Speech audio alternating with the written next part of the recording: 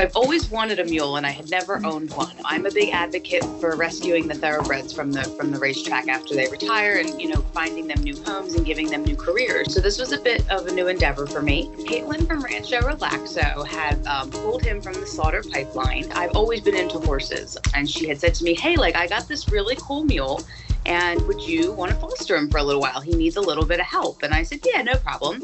So she brought him over to my farm, and I basically helped him with all of his hoof care and the vet appointments and, kind of got to know the guy. When it came time for him to get ready to go home, my husband had said to me, we can't let him go. He's our family now. Lo and behold, I am a foster fail. Mules are definitely way different than horses. They are very stubborn. It's not that they don't want to do for you, but they have to do it because they want to do it.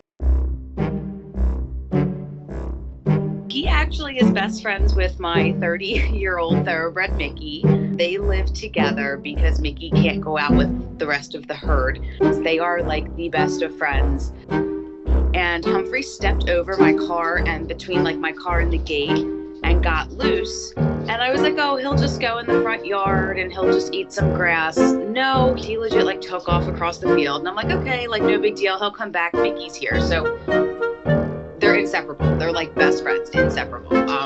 So I pulled my car out and went to shut the gates. Well, he ran out behind me, which I haven't seen him do in some time. And him and Humphrey went wandering through town.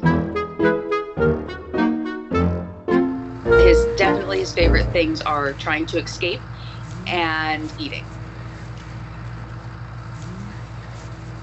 There's a local auction up in Pennsylvania, and a lot of horses go there, and there's a straight ship to slaughter pen, and a lot of times horses that are no longer that are considered lame or injured or aren't defined as sellable or useful typically end up in this pen. And I believe that's where Humphrey was.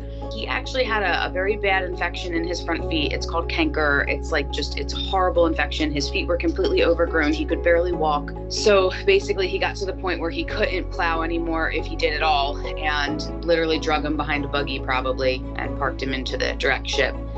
And they would get their payout for his weight, and he would ship in a couple days. So yeah, that's kind of how that works. It's a sad pipeline, and a lot of the continuous breeding is a big role that plays in that. I advocate. I don't really breed. I always rescue. Humphrey was really broken when I got him. Within the past year is where he really started to come out of his shell and realize he's finally safe.